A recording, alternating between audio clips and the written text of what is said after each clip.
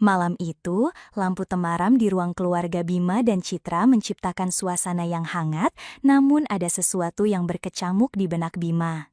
Ia duduk di sofa, sesekali melirik istrinya, Citra, yang sedang asyik dengan ponselnya. Sebuah ide telah matang di kepalanya, sebuah rencana yang sempurna. Sayang, Bima memulai, suaranya lembut syarat bujukan. Aku punya ide bagus, bagaimana kalau kita ajak ayah dan ibu berkemah akhir pekan nanti? Citra mengangkat kepala, alisnya sedikit terangkat. Berkemah, ayah sama ibu, ada nada keraguan dalam suaranya. Ia tahu betul orang tuanya, terutama ibunya, Ibu Maya, bukanlah tipikal petualang alam. Ibu Maya lebih menyukai kenyamanan rumah dan ketenangan.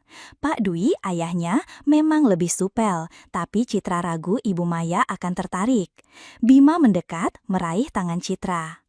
Justru itu, ini kesempatan bagus untuk mereka. Bayangkan, udara segar, jauh dari hiruk-pikuk kota, kita bisa menghabiskan waktu berkualitas sebagai keluarga. Lagi pula, aku sudah memikirkan semuanya. Tenda besar yang nyaman, perlengkapan lengkap, pokoknya dijamin gak akan bikin Ibu Maya tidak nyaman. Dia tersenyum meyakinkan, sorot matanya penuh antusiasme yang terkadang sulit Citra tolak. Ini akan jadi kejutan manis untuk Ibu Maya sayang, mereka pasti senang. Citra masih menimbang-nimbang, raut wajahnya menunjukkan kekhawatiran logistik. Namun, melihat betapa bersemangatnya Bima dan membayangkan senyum orang tuanya jika rencana ini berhasil, ia akhirnya mengangguk. Baiklah, katanya sambil tersenyum tipis. Bima membalas senyum Citra, memeluknya erat. Namun di balik pelukan itu, senyum di bibir Bima sedikit berbeda. Ada kilatan aneh di matanya, seperti seorang pemangsa yang baru saja mendapatkan mangsanya. Rencananya mulai berjalan. Udara pagi masih menyisakan dingin saat mobil keluarga itu melaju membelah jalanan. Di balik kemudi, Bima sesekali melirik spion, menangkap pantulan senyum tipis Ibu Maya. Citra, di sebelahnya, tampak larut dalam pemandangan yang lewat. Di kursi belakang, Pak Dwi sudah riang dengan leluconnya yang khas, sesekali memancing tawa Ibu Maya yang cenderung pendiam. Bima memang sengaja mengambil inisiatif untuk memulai percakapan yang melibatkan Ibu Maya. Bu, pemandangan di sini indah sekali ya, cocok sekali dengan selera ibu yang suka hal-hal alami, ucapnya sambil melirik Ibu Maya dari spion. Ibu Maya tersenyum kecil, mengangguk. Iya nak, beda sekali dengan hiruk-pikuk kota. Percakapan mengalir santai. Bima memuji pilihan Ibu Maya dalam berbusana hari itu, mengatakan betapa anggunnya Ibu Maya meski hanya mengenakan pakaian santai. Pujian itu terdengar natural, seperti seorang menantu yang mengagumi mertuanya. Namun, ada jeda tipis di setiap tatapan Bima, sedikit lebih lama dari sekedar basa-basi. Ibu Maya kadang mengalihkan pandangannya, sedikit tidak nyaman dengan intensitas itu, namun dengan cepat menepisnya sebagai bentuk perhatian menantu yang baik. Saat obrolan beralih ke masa muda, Bima dengan luwes bertanya tentang hobi Ibu Maya dulu. Dulu, ibu sering melukis kan? Citra pernah cerita, lukisan pemandangan ibu itu cantik sekali, ujarnya, nadanya penuh ketertarikan. Citra, yang tadinya sibuk melihat peta, menimpali, "Iya Bu, kenapa tidak dilanjutkan saja lagi?" Ibu Maya tersenyum. "Ah, itu sudah lama sekali. Sekarang sudah tidak ada waktu." Bima mengamati reaksinya. Raut wajahnya tetap ramah, namun ada sesuatu yang berkilat di matanya. Ia kembali melirik spion, menangkap sorot mata Ibu Maya yang tampak sedikit menerawang. Tak terasa beberapa jam berlalu, mobil mulai memasuki jalanan yang lebih kecil, diapit pepohonan rindang. Udara terasa lebih sejuk dan segar. Saat mereka tiba di area perkemahan yang dijanjikan, sebuah hamparan rumput hijau di tepi sungai dengan latar belakang hutan pinus, seruan kagum keluar dari mulut Citra dan Pak Dwi. Bima tersenyum puas. Semua sibuk menurunkan barang. Bima dengan cekatan membantu Citra dan Pak Dwi, namun perhatiannya tak lepas lepas dari Ibu Maya. Ia mendekat, menawarkan bantuan untuk membawa tas pribadi Ibu Maya. "Biar saya saja, Bu, kelihatannya agak berat," ucap Bima lembut, tangannya sedikit menyentuh punggung tangan Ibu Maya saat mengambil tas. Ibu Maya hanya mengangguk, sedikit canggung, namun Bima sudah bergerak cepat membawakan barangnya. Di tengah kesibukan itu, tidak ada yang menyadari kilasan senyum puas di bibir Bima. Malam merangkak pelan, membawa serta hawa dingin khas pegunungan. Api unggun kini menjadi pusat perhatian, menari-nari memantulkan cahaya jingga di wajah-wajah yang berkumpul. Aroma asap kayu bakar bercampur dengan harum jagung bakar dan sosis yang dipanggang. Bima duduk paling dekat dengan Ibu Maya, memastikan setiap gerakannya terlihat seperti keramahan seorang menantu. Dia yang paling antusias bercerita, melempar lelucon, dan sesekali sengaja menyentuh punggung tangan Ibu Maya saat mengulurkan jagung atau bahunya saat menanyakan apakah sudah cukup hangat. "Bu, selimutnya sudah pas?" Bima bertanya. Sedikit merapikan selimut yang membungkus pundak Ibu Maya, tangannya menyentuh kulit lengannya sesaat. Ibu Maya mengangguk. "Sudah, Nak, terima kasih." Ada sedikit ketegangan dalam suaranya yang halus, seolah sentuhan itu meninggalkan jejak yang tak kasat mata. Ia sesekali menarik lengannya perlahan atau membuang pandangannya ke arah api unggun, menghindari tatapan Bima yang terlalu sering tertuju padanya. Pak Dwi dan Citra terlalu asyik dalam percakapan mereka sendiri, tidak menyadari dinamika halus yang terjadi di samping mereka. Ketika malam semakin larut dan udara semakin dingin, Citra mulai menguap. "Ayah, Ibu, aku sama Bima masuk tenda duluan ya, mata udah 5 watt ini," ujarnya terkekeh. Pak Dwi mengangguk. "Kalian duluan saja, Ayah masih mau menikmati bintang." Ibu Maya hanya tersenyum tipis pada Citra. Setelah Citra dan Pak Dwi masuk ke tenda masing-masing, tersisalah Bima dan Ibu Maya di tepi api unggun yang mulai meredup. Keheningan tiba-tiba terasa lebih pekat. Bima mengambil sebatang ranting, mengaduk-aduk bara api. "Suasana malam begini memang paling pas untuk sedikit melepas penat ya, Bu," suaranya rendah, berbeda dari nada riangnya tadi. Ibu Maya hanya bergumam, tatapannya terpaku pada api. Bima menggeser duduknya sedikit lebih dekat. "Ibu, masih terlihat sama seperti dulu, Bu, bahkan mungkin lebih memesona," ucapnya. Suaranya kini terdengar seperti bisikan di tengah suara jangkrik malam. Ibu Maya terkejut, menoleh pada Bima. Ada kerutan samar di keningnya. "Bima, apa yang kamu katakan?" tanyanya, mencoba menjaga nada suaranya tetap tenang. Bima tersenyum tipis, matanya memancarkan sesuatu yang gelap di balik cahaya api.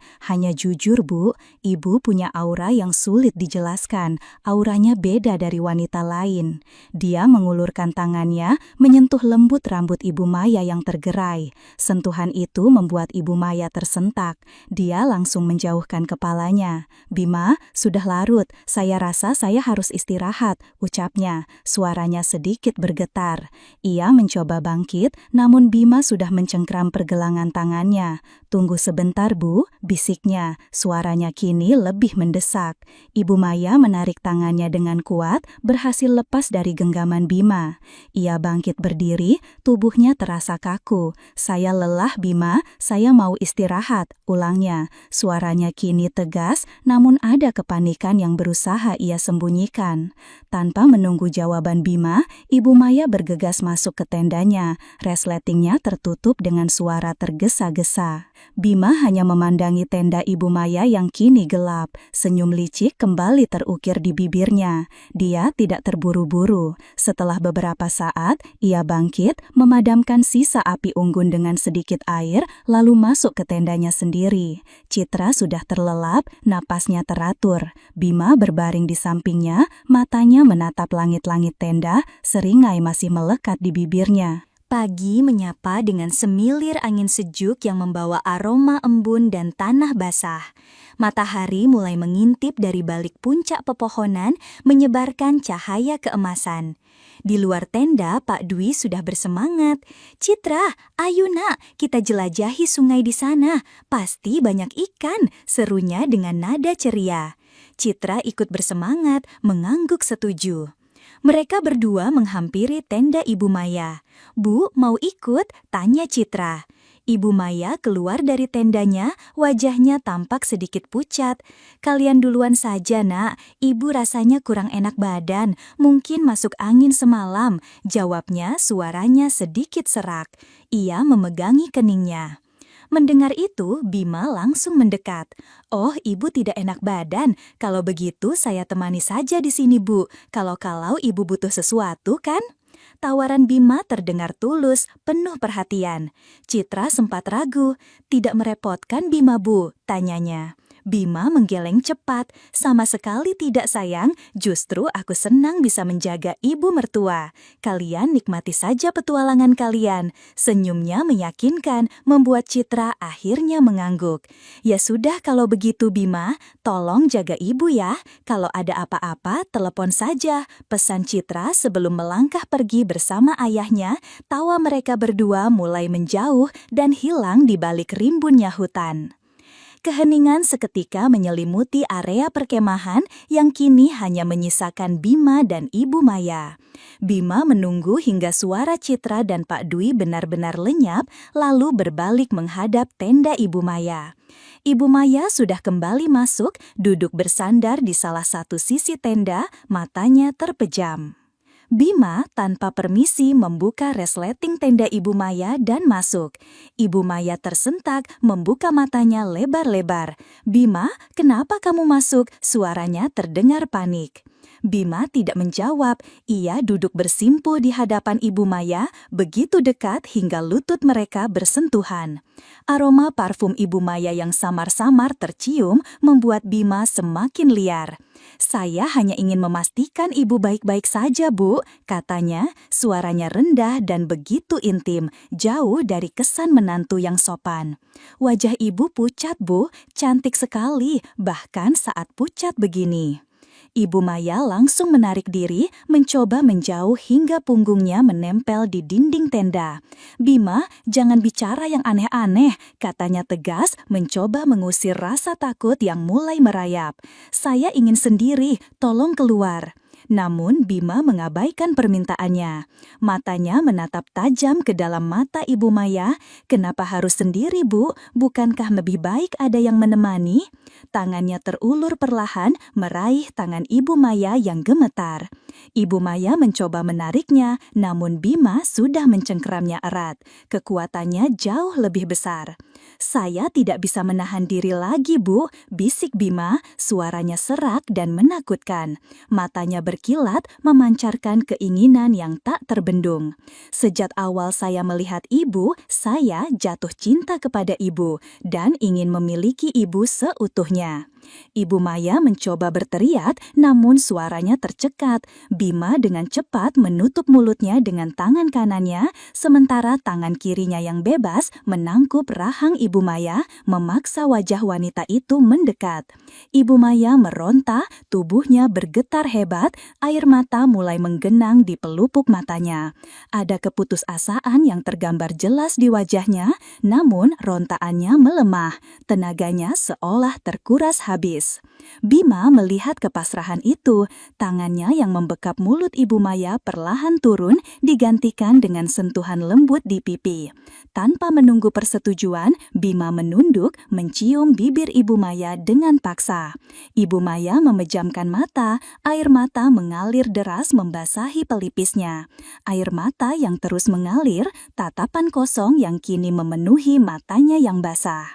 Dari luar tenda, terdengar suara gemerisik dedaunan tertiup angin, kicauan burung yang riang, seolah alam tak peduli pada kehancuran yang terjadi di dalam. Beberapa jam kemudian, suara riuh Citra dan Pak Dwi mulai terdengar mendekat.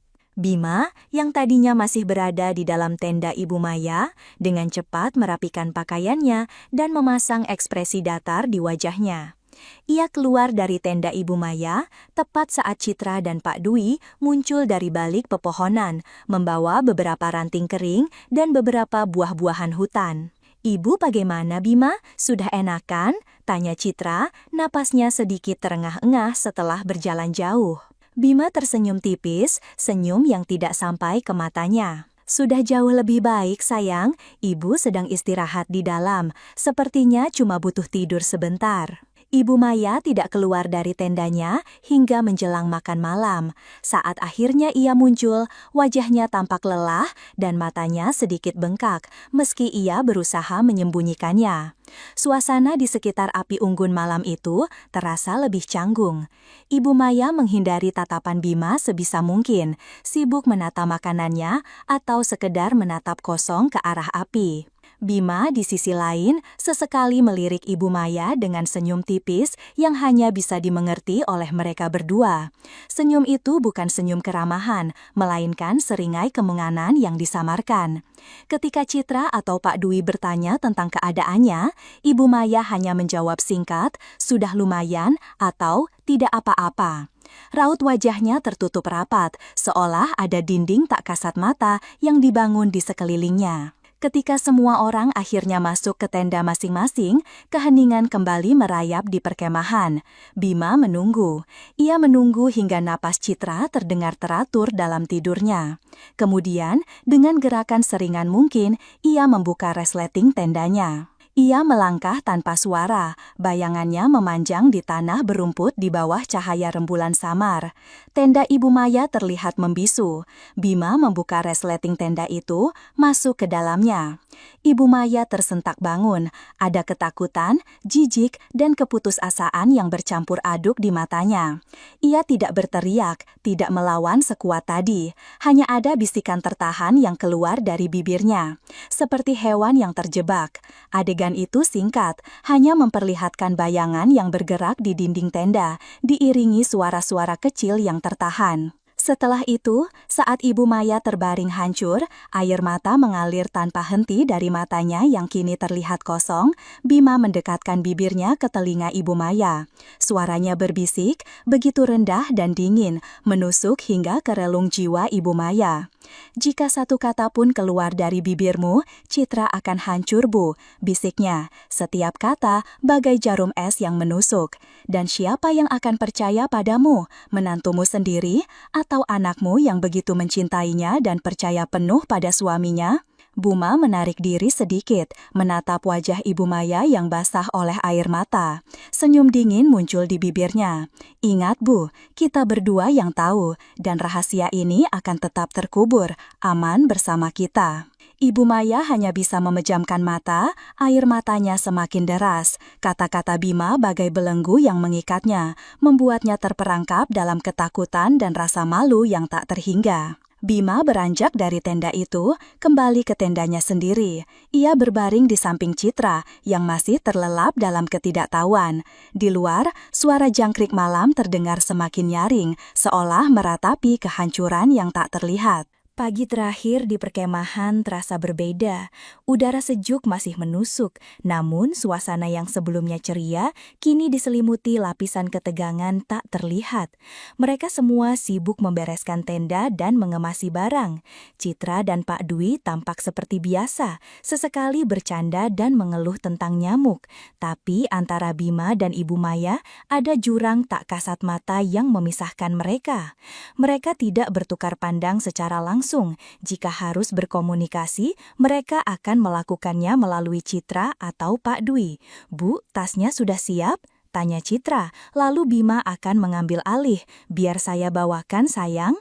Atau Bima akan bertanya, "Pak, kompornya sudah masuk?" Dan Pak Dwi akan menjawab, lalu Ibu Maya akan diam di sampingnya. Citra yang tampaknya tak menyadari apapun, melirik Bima dengan senyum puas. "Terima kasih banyak ya sayang, kemah kali ini seru sekali. Ide kamu memang paling top." Pujian itu tulus. Bima membalas senyum Citra, senyum yang sama sekali tak mencapai matanya. Ia melirik sekilas ke arah Ibu Maya yang hanya diam mematung, menatap kosong ke arah hutan. Akhirnya, semua barang telah dimuat ke dalam mobil. Mereka semua masuk, Bima kembali ke kursi kemudi, Citra di sampingnya dan Pak Dwi beserta Ibu Maya di belakang. Mobil pun mulai bergerak, meninggalkan jejak ban di tanah becek perkemahan. Sepanjang perjalanan pulang, Bima sesekali melirik spion tengah. Di sana ia melihat pantulan mata Ibu Maya yang menatap lurus ke depannya, namun pandangan itu kosong, penuh beban. Saat Bima menangkap tatapan itu, senyum tipis hampir tak terlihat tersenging di bibirnya, senyum yang sama dengan malam sebelumnya, senyum kemenangan yang kejam. Ibu Maya segera membuang muka, seolah sentuhan tatapan Bima terasa membakar. Wajahnya tetap datar, tak menunjukkan emosi apapun, namun garis rahangnya sedikit mengeras. Mobil terus melaju, menjauh dari perkemahan, dari pepohonan yang menjadi saksi bisu. Di dalam mobil itu, rahasia terlarang terkunci rapat, tersegel oleh ketakutan dan ancaman yang tak terucap. Beberapa hari kemudian, kehidupan di rumah Bima dan Citra kembali normal. Mereka sedang bersantai di ruang tamu, menonton televisi. Citra menyandarkan kepalanya di bahu Bima, mendesah puas. Senang sekali punya suami sepertimu, Bima. Liburan kemarin benar-benar membuatku segar.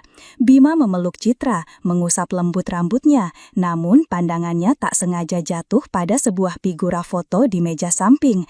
Itu adalah foto keluarga mereka, diambil saat liburan sebelumnya di Bali. Di sana, Ibu Maya tersenyum anggun, berdiri di samping Pak Dwi.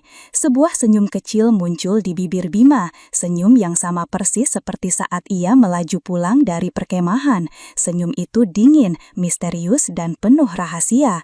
Ia menatap lama foto Ibu Maya, seolah sedang berkomunikasi tanpa kata. Ibu Maya di foto itu terlihat ceria dan tak terbebani, namun kini Bima tahu, ada bayangan yang akan selalu mengikutinya, bayangan yang hanya diketahui oleh mereka berdua. Rahasia itu akan terus menghantuinya dan dia akan selamanya bungkam.